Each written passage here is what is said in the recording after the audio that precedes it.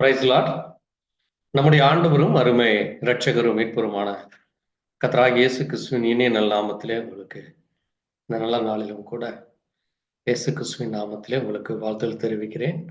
தேவனுடைய பெரிதான கிருபையினாலே இந்த நாளிலும் கூட தேவ இரக்கம், தேவ கிருபை தேவன் நமக்கு கொடுத்திருக்காகவும், அது மட்டுமல்ல இன்றைக்கு விசேஷமாய் இந்த மத்தியிலே திருப்பூர் பகுதியிலே ஊழியம் செய்கிற தேவ ஊழியர் சகோதரன் ஆபிரகாம் அவர்கள் நம் மத்தியிலே இன்றைக்கு தன்னுடைய ஜீவியத்திலே தேவனை விதமாய் அவரை அழைத்தார். புறஜாதிகளில் இருந்தும் அதுபோல அவருக்கு கொடுக்கப்பட்ட ஊழியத்திலே அவர் எப்படியாக தேவனுக்காக வைராக்கியமாக நிற்கிறார் என்றும், அது மட்டுமல்ல தொடர்ந்து அவர் தேவ செய்தியை நம்மோடு கூட பகிர்ந்து கொள்ளுகிறார். நாம் ஒரு நிமிஷம் அவருக்காக கர்த்தருடைய கரத்திலே இந்த விசேஷத்தை வேலையை ஒப்பு கொடுத்து நாம் ஜெபிக்கலாம். நாம் ஜெபிப்போம். எங்களை நேசிக்கிற எங்கள் நல்ல ஆண்டவரே, கர்த்தராகிய இயேசு கிறிஸ்துவே, வானத்தையும் பூமியும் படைத்த சர்வ வல்லமையுள்ள தேவனே, அல்பாவும் ஒமேகாவும் ஆதியும் அந்தமுமானவரே, எங்களோடு கூட இருக்கிறவராகவே இருக்கிறேன் என்று வாக்குத்தத்தம் செய்தவரே, உமக்கு நன்றி செலுத்துகிறோம். இந்த நல்ல வேளையிலும் ஆண்டவரே விசேஷமாய் எங்களோடு கூட இணைந்து ஆண்டவரே தன்னுடைய ஜீவியத்திலே நீர் அவரை எவ்விதமாய் வழிநடத்தி கொண்டிருக்கிறீர் என்றும், நீர் அவருக்கு நம்முடைய வார்த்தைகளை குறித்தும், நீர் அவரோடு கூட மட்டுமாய் இருந்து கடந்த 30 ஆண்டுகளாக இந்த பூமியில அவர் உமக்காக ஓடுகிற ஓட்டத்தை எவ்விதமாய் நீர் அவரை தெரிந்து கொண்டீர், வழி நடத்துகிறீர், நீர் அவரை பலப்படுத்துகிறீர் என்று தன்னுடைய சாட்சியையும், உம்முடைய வார்த்தைகளை இந்த நேரத்திலே அவர் செய்தியாய் கொடுக்கிற அந்த செய்தியும் கர்த்தர் ஆசீர்வதியும். அவருடைய சபை காரியங்கள், சபை தேவைகள், இன்னும் அவருடைய தொடர்ந்து உமக்கென்று ஓடுகிற அந்த ஊழியமானது உடைய நாம மகிமைக்காக இருக்கும். நீரே அவரை ஆசீர்வதித்து பலப்படுத்த வேண்டும். கேட்கிற அநேக தேவ பிள்ளைகளுக்கு இது ஒரு பெரிய ஆசீர்வாதமாக இருக்க உடைய கரத்திலே தாழ்த்தி ஒப்பு கொடுக்கிறோம். நீரை பொறுப்படுத்தி வழி நடத்த வேண்டும். இயேசு கிறிஸ்துவனுடைய பரிசுத்த நாமத்திலே ஆமென். கர்த்தர் தாமே இந்த நேரத்திலே நம்மோடு இணைந்துள்ள சகோதரை இயேசு கிறிஸ்து நாமத்திலே அவரை வரவேற்று செய்தியையும் சாட்சியும் கொடுக்க நான் அன்போடு அழைக்கிறேன். God bless you.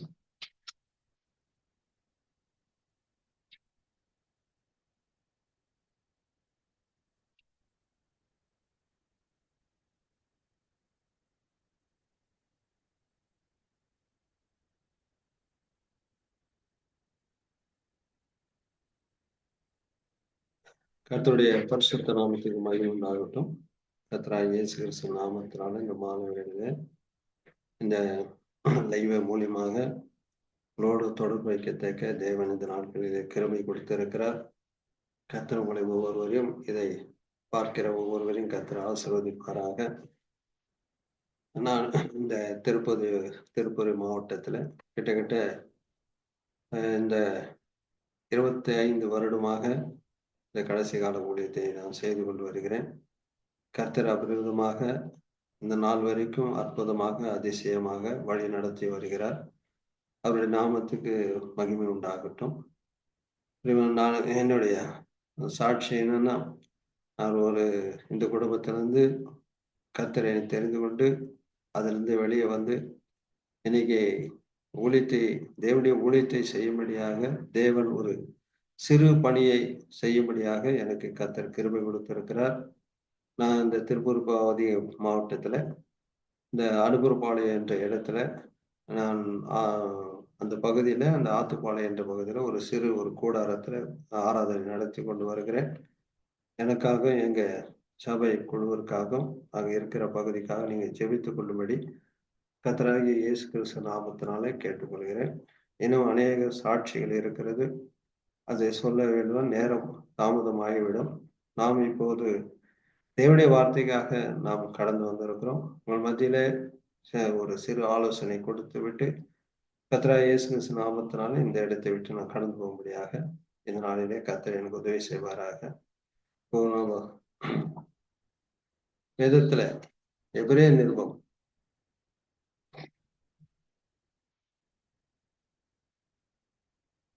11ஆம் அதிகாரம்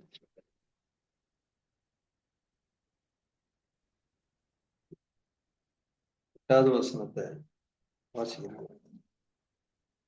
8வது வசனத்திலிருந்து 10வது வசனம் வரைக்கும் வாசிக்கலாம். எபிரேயர்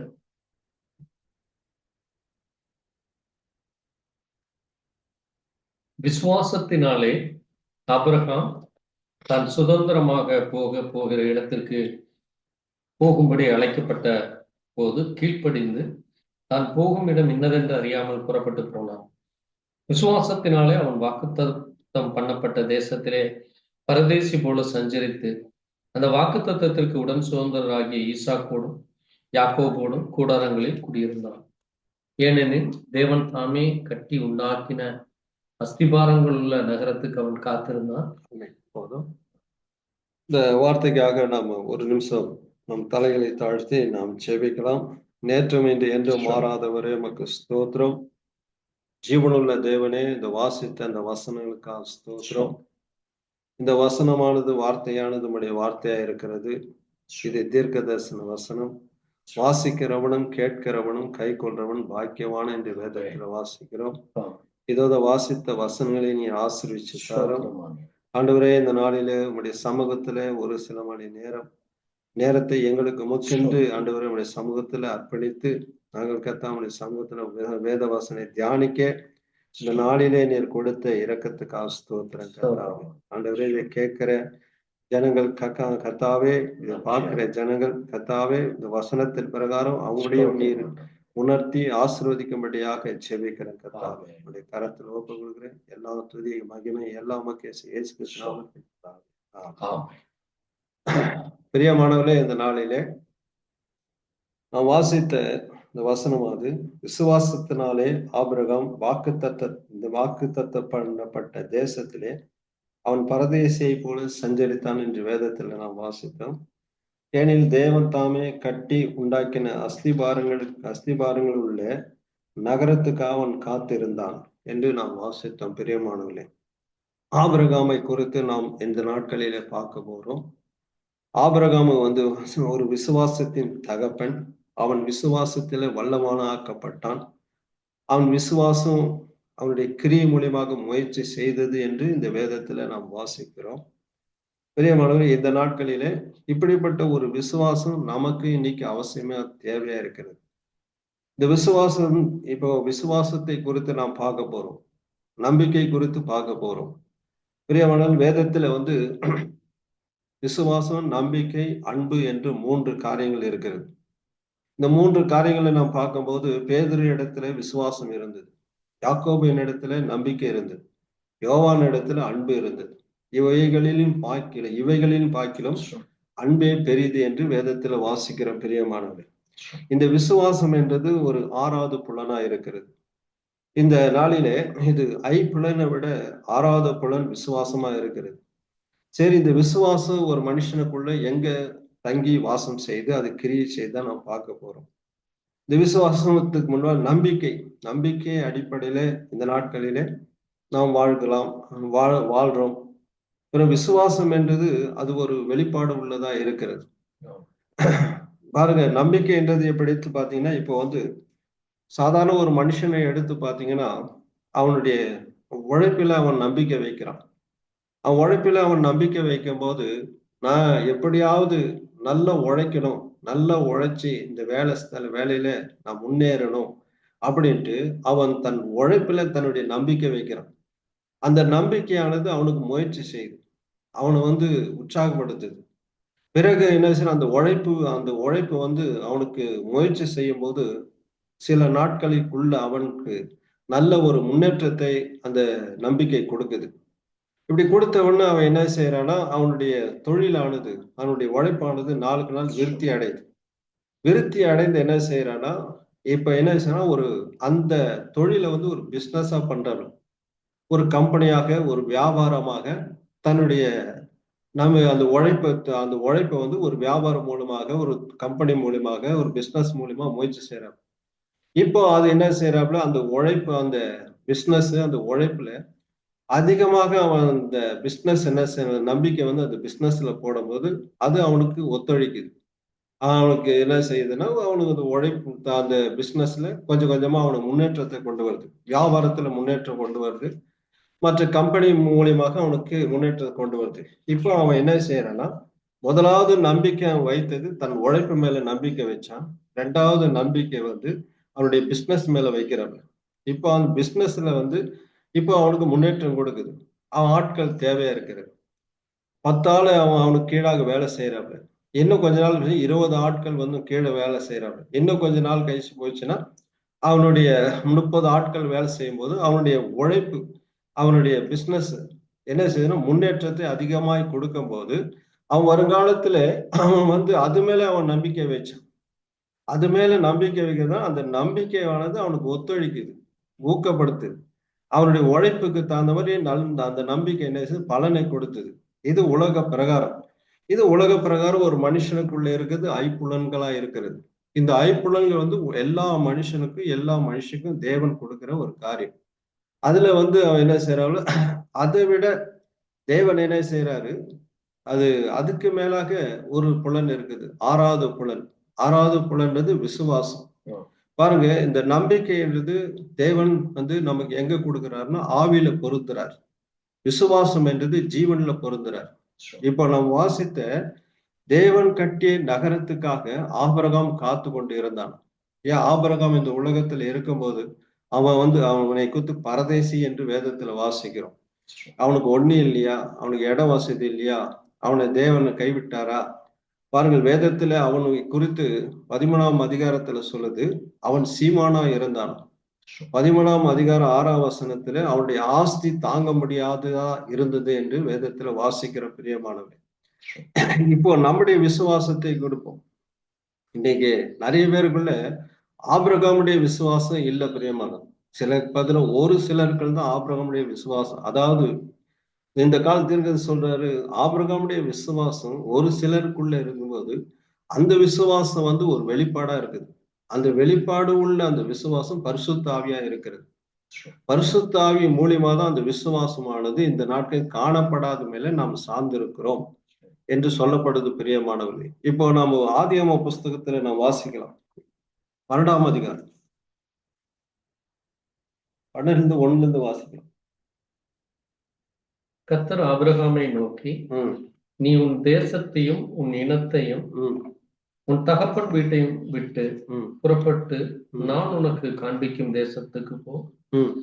நான் உன்னை பெரிய ஜாதியாக்கி உன்னை ஆசீர்வதித்து உன் பெயரை பெருமைப்படுத்துவேன். நீ ஆசீர்வாதமாய் இருப்பாய். உன்னை ஆசீர்வதிக்கலை ஆசீர்வதிப்பேன், நீ சபிக்கலை சபிப்பேன். பூமியில் உள்ள வம்சங்கள் எல்லாம் உனக்குள் ஆசீர்வதிக்கப்படும் என்றான். கர்த்தர் ஆபிரகாமுக்கு சொன்னபடி அவன் புறப்பட்டு போனான். லோத்தும் அவனோடு கூட போனான். ஆபிரகாம் ஆரானை விட்டு புறப்பட்ட போது 75 வயதுள்ளவனா இருந்தான். பாருங்கள், இங்கே ஆபிரகாமுடைய நாட்களில் நடந்த சம்பவம். கர்த்தர் ஆபிரகாமை சந்திக்கிறார். ஆபிரகாம் தான் கர்த்தரை சந்திக்கல, கர்த்தர் தான் ஆபிரகாமை சந்திக்கிறார். ஏன்னா ஆபிரகாம் தான் தேவனால் முன்குறிக்கப்பட்டவன். தேவனுடைய சிந்தையில ஆபிரகாம் இருந்தார். தேவனால் தெரிந்து கொள்ளப்பட்ட ஆபிரகாமை கொண்டு கர்த்தர் ஒரு விசேஷமான வாக்கு தத்தத்தை கொடுக்கிறார். ஆதாம் இடத்துல கொடுத்த அந்த வாக்கு தத்துவம் ஆதாம் முறிச்சிடாமல், நோவாக்களை கொடுத்த அந்த வாக்கு தத்துவம் அதை முறிச்சிடாமல். ஆனா ஆபிரகாம் மூலியமா கொடுக்கப்பட்ட வாக்கு தத்துவமானது அது கடைசி நாட்களில் கிறிஸ்து மூலியமாக புறஜாதிகள் மேல வருது பிரியமானவர். ஒரு ஆபிரகாம் மூலியமா வருகிற 2 சந்ததி, ஒண்ணு மாம்சத்துக்குரிய சந்ததி, ஒண்ணு ஆவிக்குரிய சந்ததி. ஒண்ணு மாம்சத்துக்குரிய சந்ததி ஈசாக்கின் சந்ததியா இருக்கிறது. ஆவிக்குரிய சந்ததியோ கிறிஸ்து மூலியமா வருகிற ராஜரீக சந்ததியா இருக்கிறது. இப்போ அந்த ஆபிரகாமை கர்த்தர் தான் தெரிந்து கொண்டார். இப்போ கல்தேரியா என்ற பட்டணத்துல ஊர் என்ற இடத்துல கர்த்தர் தெரிந்து கொண்டார். கர்த்தர் அவனுக்கு பாருங்கள், அவனுக்கு திருமணம் ஆகும்போது அவனுக்கு வயசு 30 வயசு, சாராளுக்கு 20 வயசு. கிட்ட அவர்களுக்கு குழந்தை எல்லாமே இருக்கிறது. அந்த ஊர் என்ற பட்டணத்தில் அவர்கள் வாழும்போது எல்லாமே இருந்தது. குழந்தை தவிர மற்ற எல்லாமே அவங்களுக்கு இருந்தது. ஆட்கள் இருந்தார்கள், வேலைக்காரர் இருந்தார்கள், வயல்வெளி இருந்தது. அவன் ஒரு விவசாயி, வயல்வெளி இருந்தது, எல்லாமே அவனுக்கு எந்த குறையும் கிடையாது. அவனுக்கு புகழ் இருந்தது, மதிப்பு இருந்தது, கௌரவம் இருந்தது. அந்த ஊர் என்ற பட்டணத்திலே அவன் எப்போதும் செல்வாக்குள்ளவனா இருந்தான். ஆனாலும் அவனுக்கு ஒரு குழந்தை இல்லை. அவனுக்கு மிகுந்த ஒரு பாரம் என்னன்னா, குழந்தை இல்லை, ஒரு வாரிசு இல்லை. அதுதான் ஒரு கவலை பிரியமானவர்களே. அப்படி இருக்கிற நேரத்திலே அவன் மனம் நொந்து வேதனைப்பட்டு விதமான துக்கம் அடைந்து அவன் வேதனையா இருக்கிற நேரத்தில் தான் தேவன் அவனை சந்திக்கிறார். எந்த ஒரு மனுஷனும் கர்த்தர் சந்திக்கிறார்னா சடால் சந்திக்க மாட்டார். ஒரு மனுஷன் எல்லாத்தையும் ஆராய்ந்து அறிய வேண்டும். நல்லது கெட்டது எது ஆராய வேண்டும். இந்த உலகத்துல இருக்கிற அத்தனை காரியத்தையும் அவன் அறிந்து எதுவுமே நமக்கு கை கொடுக்கல, எதுவுமே நமக்கு ஒத்துழைக்கல, எதுவுமே எல்லாமே நாம் நம்பினது எல்லாமே கைவிட்டாச்சு, நாம இருக்கிறத விட மறிக்கிறதா என்ற ஒரு சூழ்நிலைக்கு வரும்போது தான் தேவன் சந்திக்கிறார். பிரியமானவர், ஆபிரகாமுடைய சரித்திரம் அதுதான் சொல்லுது. எதுவுமே இல்லை, இனி கடவுளே இல்லை அப்படின்னு சொல்ற அளவுக்கு அவன் மனநிலைமை அந்த அளவுக்கு கல்லாயிட்ட பிறகுதான் தேவன் அவனை சந்திக்கிறார். அவனை சந்தித்து ஆபிரகாமி ஆபிரகாமி என்று கூப்பிடுறார். அந்த சத்தத்தை கேட்டவுடனே, தேவனுடைய வார்த்தை கேட்டவுடனே அவன் உடனே கீழ்ப்படுகிறான். பிரியமானவன், தேவன் யார்? தேவன் சர்வ வல்லமுள்ள தேவன். அவருடைய வார்த்தை வல்லமுள்ள வார்த்தை. அது அவருடைய வார்த்தை ஜீவனும் வல்லமையாக புறப்பட்டு வருது. அப்படிப்பட்ட தேவன் தன்னுடைய வார்த்தையை ஆபிரகாமை நோக்கி கூப்பிடும் போது அந்த வார்த்தைக்கு அவன் கீழ்ப்படிந்து வரான். கீழ்ப்படிந்து வரும்போது ஆபிரகாம் என்ன செய்யறான்? ஆபிரகாமை கர்த்தர் அழைக்கிறார். அவன் என்ன செய்யறான்? அவன் தேசத்தையும் அவன் இனத்தையும் தன் தகப்பனை வீட்டை விட்டு புறப்பட்டு வெளியே வரான். பிரியமானவன், அவன் எல்லாத்தையும் விட்டு வரான். அவன் என்ன செய்யறான்? அவன் தேவனுடைய வார்த்தை அவனுக்கு அந்த மாதிரி அவனுக்கு இருபுறம் கருக்குள்ள பட்டயம் போல அவனுடைய தேவனுடைய வார்த்தை அவன் இருதயத்தை தொட்டது. அவன் உணரப்பட்டான், கீழ்ப்படிந்தான், தேவனுடைய சமூகத்தை தேவனை பின்பற்றி வந்தான், எல்லாத்தையும் விட்டு வந்தான். கர்த்தர் அவனோடு இடைப்பட்டார். அவனுக்கு கானான் தேசத்துல கொண்டு போய், உன்னுடைய பர்மிஷன் இல்லாமல் இந்த கல்லு கூட நவராது, இந்த மரம் கூட அசையாது, உன்னை மீறி இங்கிருந்து எதுவுமே இங்க நவராது அப்படின்ட்டு கர்த்தர் அந்த கானான் தேசத்தை அவனுக்கு சுதந்திரமாக கொடுத்தார். அவனுக்கு வாக்குத்தத்தமாக கர்த்தர் கொடுத்தார். பிரியமானவர்கள், அப்படி தேவனுடைய வார்த்தை அவனுக்கு முதலாவது அதை விசுவாசித்தான். முதலாவது தேவன் சொன்ன வார்த்தை, அந்த வார்த்தையானது அவனுடைய ஜீவன்ல போய் தங்கிச்சு, ஜீவன்ல மறைக்கப்பட்டுச்சு அந்த விசுவாசம். இன்னைக்கு இருக்கிற பாக்குறது தற்காலிகமான எல்லை கூடி விசுவாசம் சொல்றாரு. இன்னைக்கு இருக்கிற விசுவாசம் பார்த்தோன்னா பாவன விசுவாசம் என்று சொல்றார்கள். பிரியமா, எல்லை கோடி விசுவாசம் வேற, பாவன விசுவாசம்ன்றது வேற, நம்பிக்கைன்றது வேற, விசுவாசம்ன்றது வேற. பிரியமானவர், ஆபிரகாமுடைய விசுவாசம் அவனுடைய உள்ளான மனுஷன் நாளுக்கு நாள் வலிமையாக்கிச்சு. உள்ளான மனுஷன் நாளுக்கு நாள் பலன் செய்தது. அவன் காணப்படாத மேல சார்ந்திருந்தான். காண்கிறது எதுவோ அநித்தியமா இருந்தது, காணப்படாது என்னவோ அது நித்தியமா இருந்தது. அப்படியானா நாம் இன்னைக்கு ஆபிரகாம் சந்ததின்னு சொல்றோம். எதை நாம் காண்கிறோம்?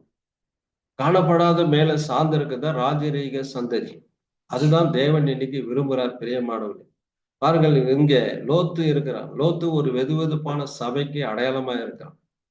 அவன் லோத்து என்ன செய்யறான்னா, அங்கே ஆபிரகாமுடைய மந்தையும் லோத்து மந்தையும் அங்கே பெருகிடுச்சு.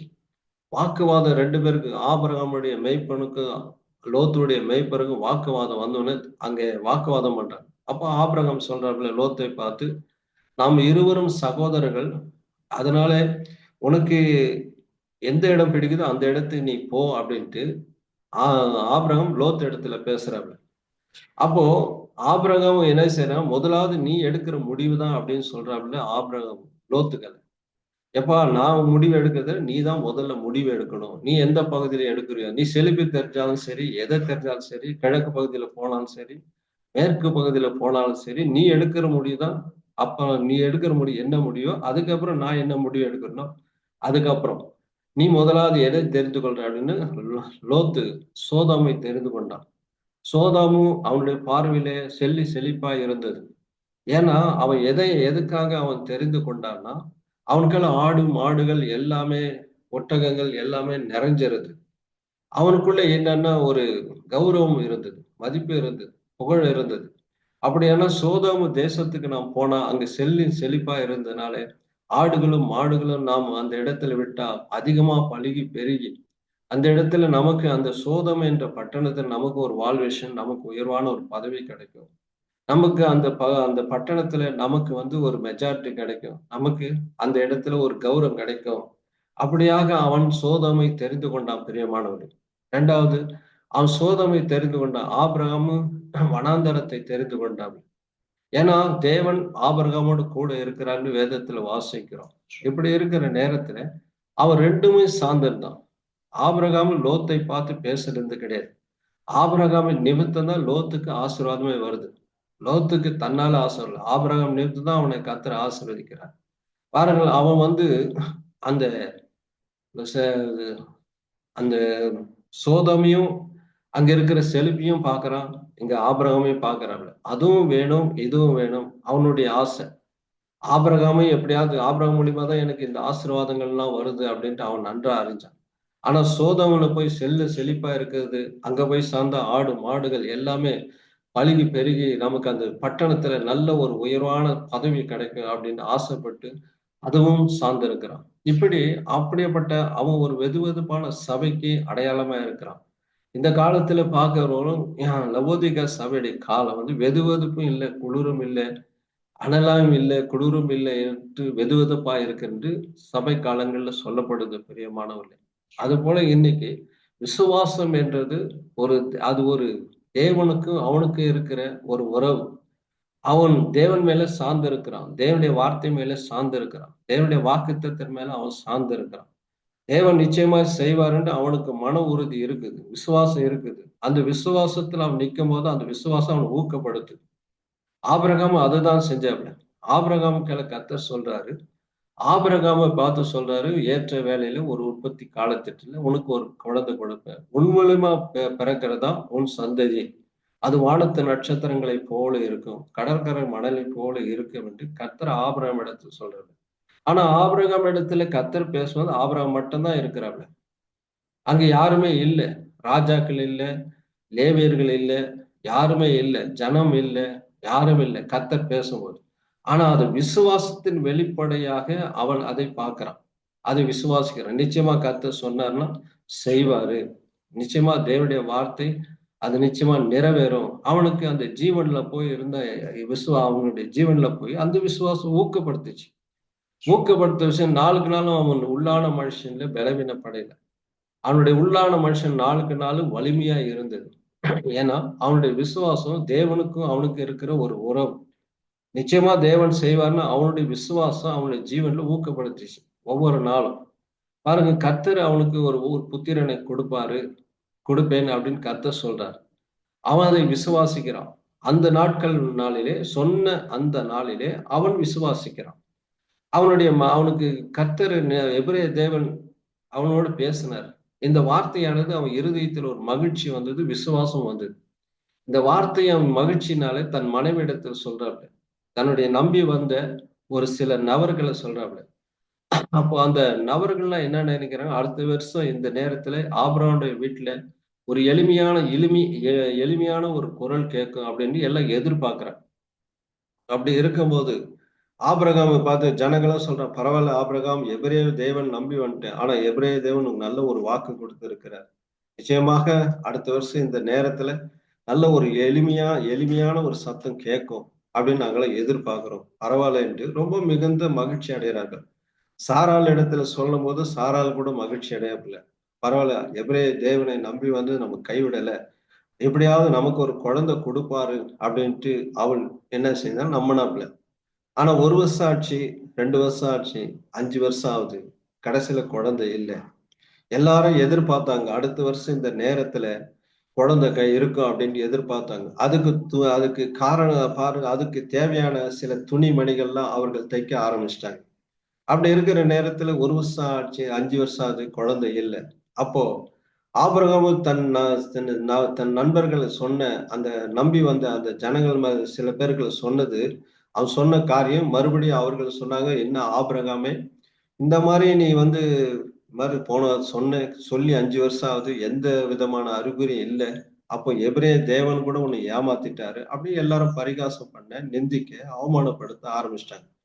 அப்போ ஆபிரகாம் போய் தன் மனைவி இடத்துல அவன் கேட்கிறான், சாராலே நமக்கு கர்த்தர் வாக்கு தத்தத்தை கொடுத்தாரு, ஏதாவது உன்னுடைய சரீரத்துல ஏதாவது ஒரு அசைவு இருக்கிறதா என்று கேட்கும் போது, என் ஆண்டவரே, நேற்று எப்படி இருந்தனோ இன்றைக்கும் நான் அப்படிதான் இருக்கிறேன் அப்படின்னு சாரால் சொல்லும் போது, அதுக்கு ஆபிரகாம் கவலைப்படாத, தேவன் சொன்னாரா அவர் நிறைவேற்ற அவர் வல்லவராய் இருக்கிறார் அப்படின்ட்டு ஆபிரகாமுடைய வார்த்தையை வந்து அவனுடைய விசுவாச வார்த்தை அறிக்கையிட்டான் பிரியமானவர்களே. அப்போ இன்னைக்கு நாம விசுவாச சந்ததிகள் அப்படின்னா நம்முடைய விசுவாசம் எப்படிப்பட்டதா இருக்கணும், இயற்கைக்கு மேம்பட்ட காரியமா இருக்கணும். ஏன்னா ஐம்புலன்களை விட ஆறாவது புலன் வந்து வலிமை உள்ளதா இருக்கிறது. அது வந்து யாரும் அசைக்க முடியாத ஒரு விசுவாசமா இருக்குது. விசுவாசத்தினால நீதிமான் பிழைப்பான் என்று வேதத்துல வாசிக்கிறோம். விசுவாசிக்கிறவன் பதறான் என்று வேதத்துல வாசிக்கிறோம்.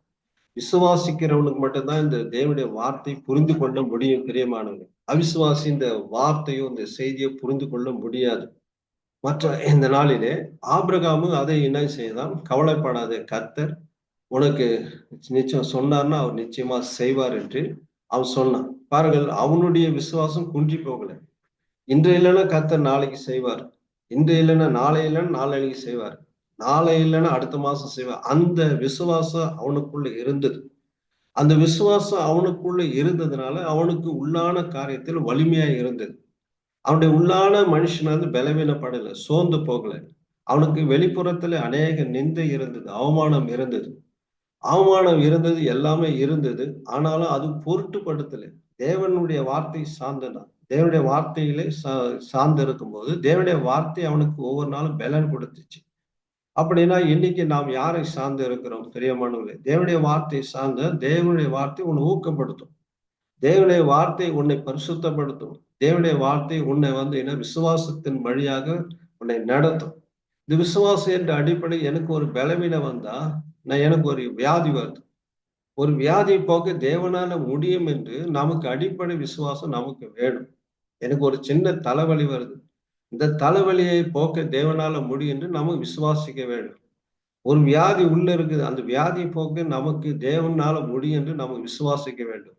விசுவாசம் என்றது காணப்படாத பொருளா இருக்கிறது. பாருங்கள், ஆபிரகாமுடைய அவனுடைய விசுவாசம் தேவன் கட்டிய நகரத்துக்காக காத்திருந்தான். ஆனா அவனை குறித்து என்ன சொல்லுது? அவன் சீமானா இருந்தான், ஆஸ்தி உடையவனா இருந்தான். பூமி புலம்புது, ஆண்டவரை பார்த்து பூமி ஆண்டவரை பார்த்து புலம்புது. ஆண்டவரே, எப்படியாவது ஆண்டவரே, இவர்களுக்கு நீ இப்படிப்பட்ட ஆசீர்வாதத்தை கொடுத்திருக்கிற, மாடு ஆடுகள் ஒட்டகங்கள் எல்லாம் நிறைவா இருக்கிறது, என்னால தாங்க முடியலன்னு பூமி தேவனிடத்துல புலம்புடுது. அப்படியாப்பட்ட ஆசீர்வாதத்தை ஆபிரகாமுக்கு கர்த்தர் கொடுத்தாலும் அவனுடைய விசுவாசம் இயற்கைக்கு மேம்பட்ட தேவன் கட்டிய நகரத்து மேல காத்திருந்தான். இதெல்லாம் அழிந்து கூடிய ஒரு பொருள், அது இதெல்லாம் நிலையில்லாதது. இது என்றைக்குமே என்ன, இன்னைக்கு வரும் நாளைக்கு போகும். ஆனா அழியாதது ஒண்ணு என்ன? தேவனுடைய சமூகம், தேவன் கட்டிய நகரம். அந்த நகரத்துக்காக அவன் காத்திருந்தான் வேதத்துல வாசிக்கிறோம் பிரியமானவர்களே. இப்போ நாம் ஆராதிக்கிற தேவன் நாம் யாருன்னு அடையாளம் கண்டு கொள்ளதான் விசுவாசம் பிரியமானது. இப்போ நாம இன்னைக்கு என்ன செய்யறோம்னா, நாம் ஆராதனைக்கு போறோம், அங்க கூச்சல் போறதும், அங்க கத்துறதும், அங்க வந்து ஒரு பிரசங்கத்தை கேட்டு இங்க வர்றதும், இதுதான் கிறிஸ்துவ வாழ்க்கைன்னு நினைக்கிறோம். ஆனா நான் போற இடம் சரியா இருக்கிறதா, என்னை வழி நடத்துறது சரியா இருக்கிறது? யாருமே இன்னைக்கு கிட்டத்தட்ட ஒரு 90% கிறிஸ்தவர்கள் தன்னைத்தானே ஆராய்ந்து பார்க்கறது இல்லை. இன்னைக்கு பாத்தீங்கன்னா அவர்கள் எப்படிப்பட்டவர்களா இருக்கிறார்கள்? அந்த ஒரு நாள் மாத்திரம்தான் அவர்கள் வந்து பரிசுத்தவான்களா இருக்கிறாங்க. அந்த ஒரு நாள் மட்டும்தான் கிறிஸ்தவர்களா இருக்கிறாங்க. மற்ற நாள்ல பாத்தீங்கன்னா அவர்களுக்கு பாவன விசுவாசம் இருக்குது, அவர்களுக்கு அவிசுவாசம் இருக்குது.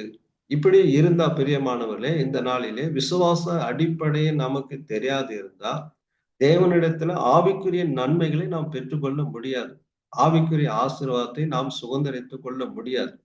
ஆபிரகாமுக்கு பூமிக்குரிய ஆசீர்வாதம் அதிகமா இருந்தது, ஆனா அவன் ஆவிக்குரியவனா இருந்தான். ஆவிக்குரியவன் என்ன செஞ்சான்? இயற்கைக்கு மேம்பட்ட மேல அவன் சார்ந்திருந்தான்.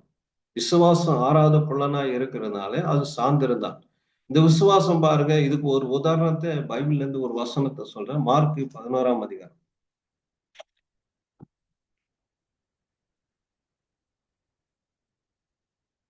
மார்க் 11:14 வசனத்தை.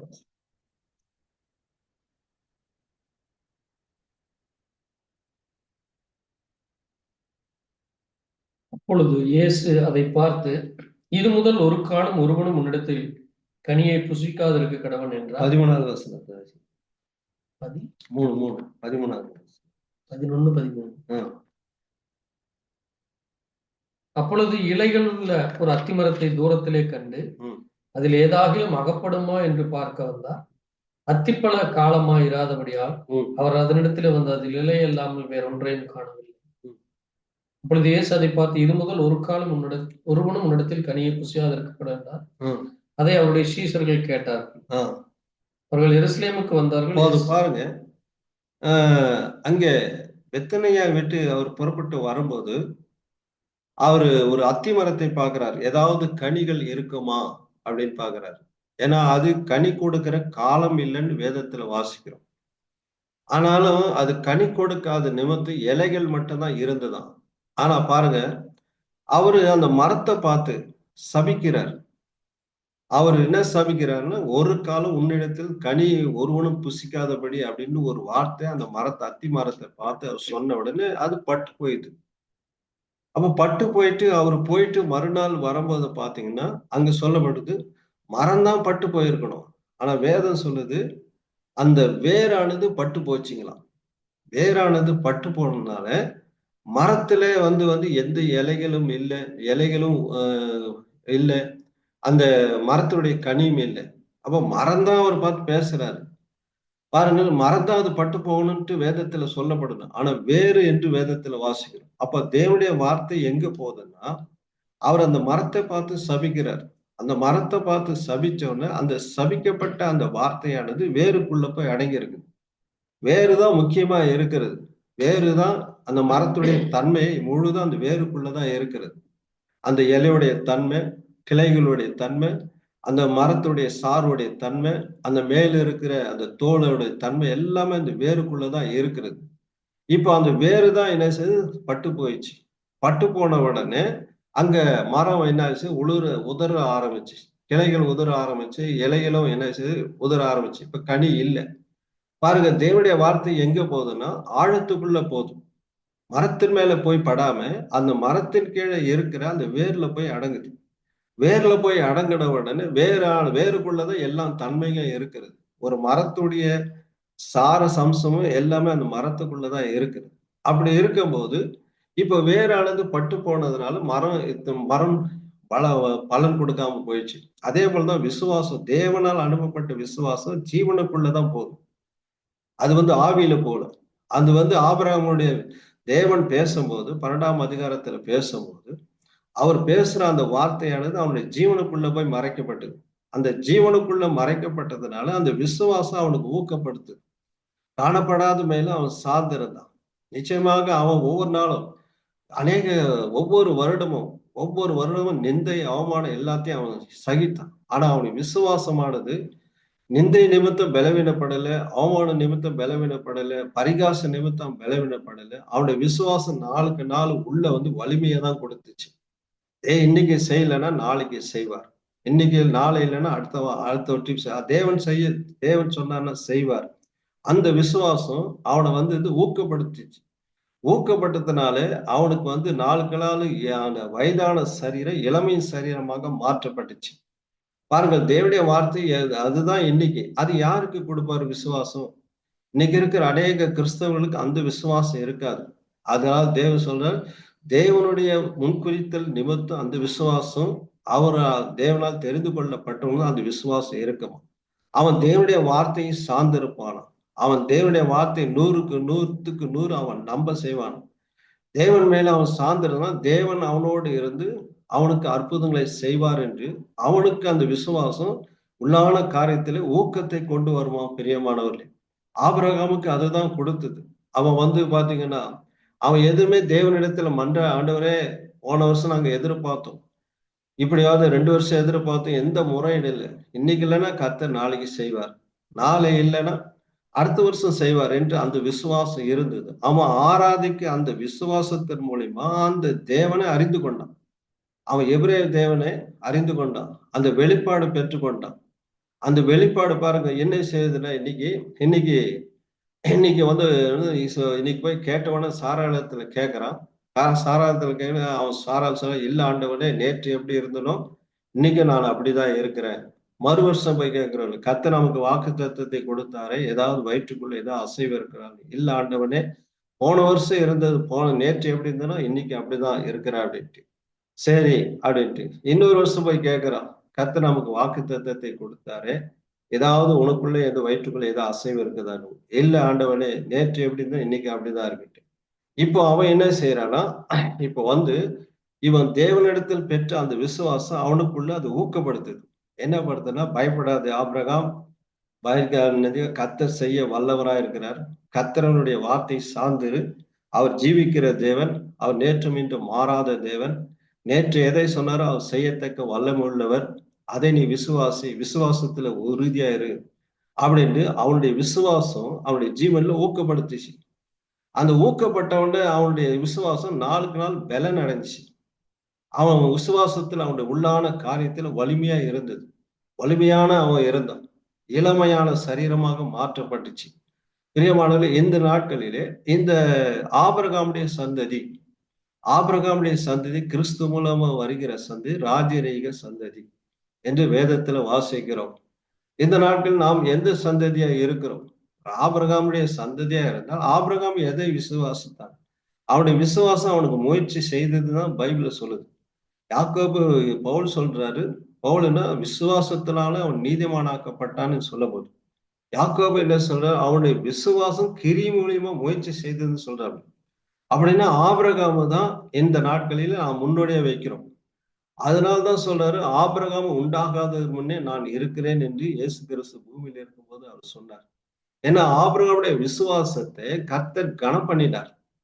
அவனுடைய விசுவாசம் அவனுக்குள்ள முயற்சி செய்தது. அவனுடைய விசுவாசம் அவனுக்கு பலன் கொடுத்தது. அவனுடைய விசுவாசம் அவனுக்கு எல்லாவற்றையும் ஜெயம்தான் கொடுத்துச்சு. அவன் பலவீனம் அடையல. தான் 100 வயசுல அவனுக்கு ஒரு குழந்தை கொடுத்துச்சு ஒண்ணு. அதை விசுவாசித்தான். அந்த விசுவாசம் அவனுக்கு திடீர்னு ஒரு நாள் வெளிப்பாடா வருது. அந்த வெளிப்பாடு மூலியமா அவன் குழந்தையை காண்கிறான். நிச்சயமாக ஏன்னா விசுவாசம் அவனுக்கு ஒவ்வொரு நாள் முயற்சி செய்யும் போது, ஒவ்வொரு வருடமும் அவன் விசுவாசத்துல முயற்சி செய்யும் போது திடீர்னு அந்த விசுவாசம் அவனுக்கு வெளிப்பாடா வந்தது. அந்த விசுவாசம் வெளிப்பாடா வந்தது. அந்த வெளிப்பாடு மேல ஆபிரகாம் சார்ந்திருந்தான். அதனால்தான் மற்றவர்கள் என்ன சொன்னாலும் அவன் அதை பொறுப்பெடுத்துக்கல. மற்றவர்கள் நிந்தித்தார்கள், மற்றவர்கள் பரிகாசம் பண்ணார்கள், மற்றவர்கள் கேவலமா பேசினார்கள். ஆபிரகாமை பார்த்து, என்ன உன்னை இவ்வளவு வருஷமாவது ஒரு குழந்தை இல்லை, நீ அந்த அதையே நம்பி இருக்கிற, அந்த எபிரேய தேவனே நம்பி இருக்கிற, எபிரேய தேவனே சார்ந்து இருக்கிற, எபிரேய தேவனே சொன்ன வார்த்தையை மறுபடியும் நீ சொல்லின்னு இருக்கிற. ஆபிரகாமே உனக்கு என்ன ஆச்சு? அதுதான் சொல்லி ஆச்சு, என்னோட 20 வருஷம் ஆகுது, எந்த அறிகுறி இல்லை, அதை மறந்துரு அப்படின்ட்டு எத்தனை பேர் சொன்னாங்க. ஆபிரகாம் என்ன சொன்னா, தேவன் நேத்து சொன்னது நிச்சயமா செய்வார். நான் தேவனுடைய வார்த்தை மேல சார்ந்து இருக்கிறேன். யாரு என்ன சொன்னாலும் அவனுக்கு கவலை இல்லை. என்னை நேசித்தாலும் சரி, என்னை வெறுத்தாலும் சரி, நான் தேவனை சார்ந்து இருக்கிறேன். இன்று இல்லைன்னா அவர் நாளை செய்வார். அவர் நேற்றும் இன்று என்றும் மாறாதவர். அவர் என்னை தெரிந்து கொண்டார். அவருடைய வார்த்தை எனக்குள்ள இருக்குது. வாக்குத்தத்தத்தை கொடுத்து இருக்கிறார். அவர் சொன்ன ஒரு வாக்குத்தத்தத்தை நான் அவிசுவாசிக்க மாட்டேன். அவர் இன்றும் ஜீவிக்கிற தேவனா இருக்கு. எனக்கு அந்த வெளிப்பாடு இருக்கு, எனக்கு அந்த விசுவாசம் இருக்குதுன்ட்டு ஆபிரகாம் விசுவாசம் உறுதியானது. பிரியமானவர், ஆபிரகாமுடைய விசுவாசம் ஜெயமாய் மாறினதுக்கு தேவன் அவனுக்கு ஒரு அடையாளத்தை கொடுக்கிறார். விருத்த சேதனை என்று ஒரு அடையாளத்தை கொடுக்கிறார். பிரியமானவர், வேதத்துல சொல்லப்பட்ட நீங்கள் விசுவாசிகளா ஆன பிறகு பரிசுத்தாவி பெற்றீர்களா என்று வேதத்துல பவுல் என்ன செய்யறாரு? கொரிந்திய பட்டணத்துக்கு போய் எபேசிய பட்டணத்துக்கு சில சீசர்களை பார்த்து கேட்கிறார். அப்ப இன்னைக்கு இருக்கிற சபைகளை பார்க்கும்போது ஞானஸ்தானம் எடுத்த உடனே அவர்கள் விசுவாசிகள், அதாவது பரிசுத்தாவி பெற்றார்கள் என்று அவர்கள் கூச்சல் போறதும் கத்துறதும் குமாலம் போறதுனால அந்த பரிசுத்தாவி என்றது பிரியமானது தேவனுடைய வார்த்தையா இருக்கிறது. தேவன் தன்னுடைய வார்த்தையை நிருபங்களாக வாழ்ந்து காட்டினார். அப்படியானால் பரிசுத்தாவி உனக்குள்ள இருந்த வார்த்தையாக நிருபமாய் வாழ்ந்து காட்டுறதுதான் விசுவாசம். பிரியமானவர்களே, பவுலுடைய ஊழியத்துல நீங்க எடுத்து பார்த்தீங்கன்னா, பவுல் சவுலா இருக்கும்போது அவன் கமாலியை கீழே இருந்து கமாலியை கற்றுக் கொடுக்கிறது அவன் நன்றாக செய்யறான். கமாலி ஒரு வேத சாஸ்திரி. அவன் பவுலுடைய தகப்பனார் என்ன செய்யறாருன்னா, எப்படியாவது இவன் பிரதான ஒரு ஆசாரியன்னு ஆகணும் என்று அவன் தகப்பனாரோட உள்ள ஆசை. அதனால சவுலை பார்த்து சொல்றாரு, எவ்வளவு செலவானாலும் சரி, நீ ஒரு பிரதான ஆசாரியனா ஆக வேண்டும், எனக்கு ரொம்ப ஆசையா இருக்குது. அதனால நீ கமாலியின் கீழே இருக்குது அநேக வேத வாக்கியங்கள் நியாயப்பிரமாணத்தை முழுதும் கற்றுக்கொள்ளு. நீ எவ்வளவு பணம் எவ்வளவு செலவானாலும் பரவாயில்ல, நான் உனக்கு ஹெல்ப் பண்றேன் அப்படின்னு அவன் தகப்பனார் சவுலை பார்த்து ஊக்கப்படுத்துறான். அதனால சவுல் என்ன பண்ண, கமாலியின் கீழே இருந்து வேதத்தை முழுதும் கற்றுக்கொண்டு அவன் குற்றம் சாட்டப்படாதவனாக இருந்தாண்டு வேதத்துல வாசிக்கிறோம். அப்படி இருக்கும்போது அவன் என்ன செய்யறான்னா, ஒரு நாள் அங்க எருசலேம்ல என்ன செய்யறான், கிறிஸ்தவர்கள் துன்புறுத்த ஆரம்பிக்கிறான். துன்புறுத்த உடனே அவன் தமஸ்குக்கு போறான். தமஸ்குல என்ன செய்யணும், கிறிஸ்தவர்கள் இருக்கிறாங்க. அங்கே என்ன செய்யணும், அவங்களை துன்பப்படுத்தி கட்டி இழுத்து வரும்படி எருசலேமில் தமஸ்கு அவன் போகும்போது தமஸ்கு எல்லையில ஒரு வெளிச்சம் வந்து அடிக்குது. வெளிச்சம் வந்து அடிச்ச உடனே அவன் கேட்கிறான், ஆண்டவரே நீர் யார் என்று கேட்கிறான். நீ யார் என்று கேட்கவும், நீ துன்பப்படுத்துற இயேசு நானே என்று அவன் அங்க சொல்லப்படுது. பிறகு பாத்தீங்கன்னா அவன் போய் அங்க வனாந்தரத்துல 3 வருஷம் தேவ சமூகத்திலிருந்து நியாயப்பிரமாணத்தையும் கிருபை பிரமாணத்தையும் தேவன் அவனுக்கு வெளிப்படுத்தினார். அவன் வெளிப்பட்ட வார்த்தையை பெற்றுக்கொண்டு அவன் எருசலேமுக்கு வரும்போது எப்படி வரான்னா, இங்கிருந்து போகும்போது அவன் கமாலுடைய போதகத்தின் கீழே போனான். ஆனா அங்கிருந்து வரும்போது கிறிஸ்துவனுடைய வார்த்தையில நிருபங்களாக அவன் எருசலேமுக்கு வரான். அவன் என்னன்னா எதை பேசுறானோ அது நிரூபிக்கப்படுது. இதுதான் விசுவாசம். விசுவாசம் என்றது தேவனை வெளிப்படுத்த விசுவாசம் பிரியமானது. தேவனுடைய கிரியை வெளிப்படுத்த விசுவாசம். தேவன் என்ன செய்ய, நான் செய்த கிரிகளை பார்க்கலும் பெரிதான காரியங்களை செய்வாய் என்று சொன்னார். பாருங்கள், அது சொன்ன ஆண்டவர் அசுத்தாய் வெற்றார், மரித்தவர்கள் எழுப்புறார். அது ஒரு பக்கம் இருந்தாலும் தேவன் எப்படி வாழ்ந்தார், தேவன் எதை வெளிப்படுத்தினார், அவர் தன்னுடைய வார்த்தை கொண்டு எப்படி பேசினார். அவர் நியாயப்பிரமாணத்தை கொடுத்தவர் தான். நியாயப்பிரமாணத்தை அவர் மூலியமா தான் அவரு தான் கொடுக்கிறார் மோசைகளை. இப்போ அவர் இந்த பூமியில வந்து அவர் மனுஷகுமாரனாக இந்த பூமியில அவர் வாழும்போது எப்படி வாழ்ந்தார், நியாயப்பிரமாணத்தை கொடுத்து நியாயப்பிரமாணத்தின் பிரகாரம் வாழ்ந்து காட்டினார். அதுதான் அவர் தான் கொடுத்தார் நியாயப்பிரமாணம். நியாயப்பிரமாணத்தின் பிரகாரம் வாழ்ந்து காட்டினார். நியாயப்பிரமாணத்தின் நிறைவேறுதல் என்று வேதத்துல வாசிக்கிறோம்.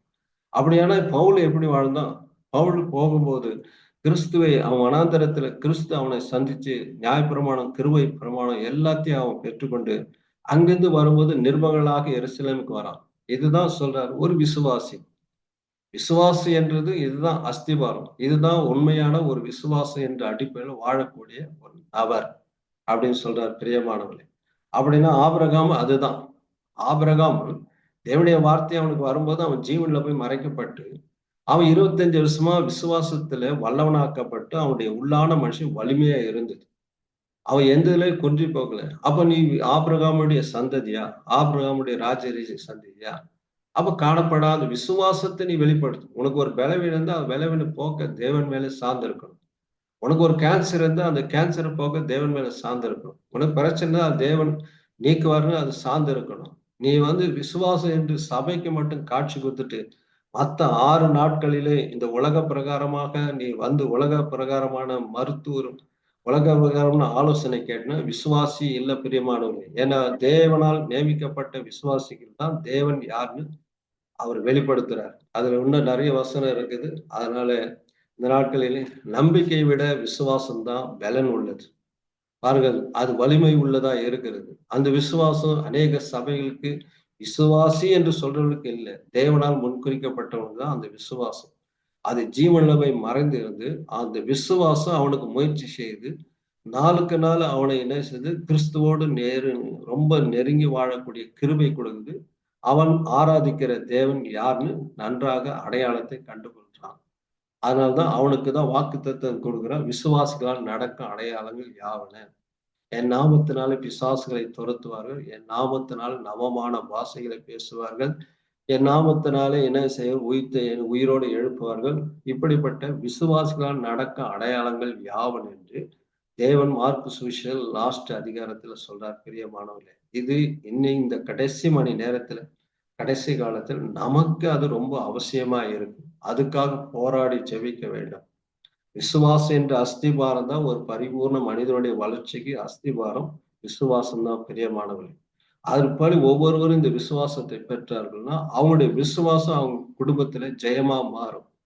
எதிர்த்து சத்துருக்களை மேற்கொள்ளலாம், வியாதிகளை மேற்கொள்ளலாம், பிரச்சனைகளை மேற்கொள்ளலாம், குழப்பங்களை மேற்கொள்ளலாம், அவிசுவாசத்தை மேற்கொள்ளலாம், தவறான உபதேசங்களை மேற்கொள்ளலாம். ஏன்னா 1வது நூற்றாண்டு 2வது நூற்றாண்டு விசுவாசிகள் பகுத்தறிவு உள்ளவர்களாய் இருந்தார்கள். தங்கள் அப்போஸ்தலர்கள் அல்லாதவர்கள் என்று வரும்போது அவர்கள் ஆவிலே பகிர்ந்து இவன் பொய்யன் என்று நன்றாக அறிந்தார்கள். வேதத்துல வாசிக்கிறோம் பிரியமானது. அப்படியாக இன்னைக்கு ஒரு உண்மையான அடிப்படை நமக்கு வேணும், விசுவாசம் வேணும். அந்த விசுவாசம் நம்ம எப்படி இருக்கணும், தேவனுடைய வார்த்தை மேல சார்ந்து இருக்கிறோமா, ஒரு சபையை சார்ந்து இருக்கிறோமா, ஒரு ஆலயத்தை சார்ந்து இருக்கிறோமா, ஒரு போதகருடைய காரியத்தை சார்ந்து இருக்கிறோமா என்று நம்ம அறிந்திருக்கணும் பிரியமானவர்களே. நாம் தேவனுடைய வார்த்தையை சார்ந்திருந்தா நமக்கு தேவனுடைய வார்த்தை சரியாக நடத்தப்படும். நீ போதிக்கிற உன்னை நடத்துற ஊழியக்கார் நன்றா அறிந்து கொள்வேன். உன்னை வழி நடத்துற ஊழியக்கார் நன்றா அறிந்து கொள்வேன். எப்படி என்று பிரியமான சரியா நடத்துறாரா இல்லையா என்று நன்றா அறிந்து கொள். ஒரு விசுவாசிக்கு தான் அந்த பகுத்தறிவு இருக்கும். இல்லைன்னா உனக்கு தகுந்த மாதிரி போதகராய் தெரிஞ்சுக்கணும்னா அது கடைசி வரைக்கும் என்ன ஆச்சுன்னா தேவன் அதுக்கே விட்டுருவார். நீ இப்படியே இருண்டு. பிரியமானவர்களே, எடுத்துக்கொள்ளப்படுதலுக்கு அடிப்படையே விசுவாசம் தான். அதுதான் நம்ம இன்னைக்கு பெற்றுக்கொள்ளணும். என்ன கர்த்தர் உங்களை ஒவ்வொரு ஆசீர்வதிப்பார்.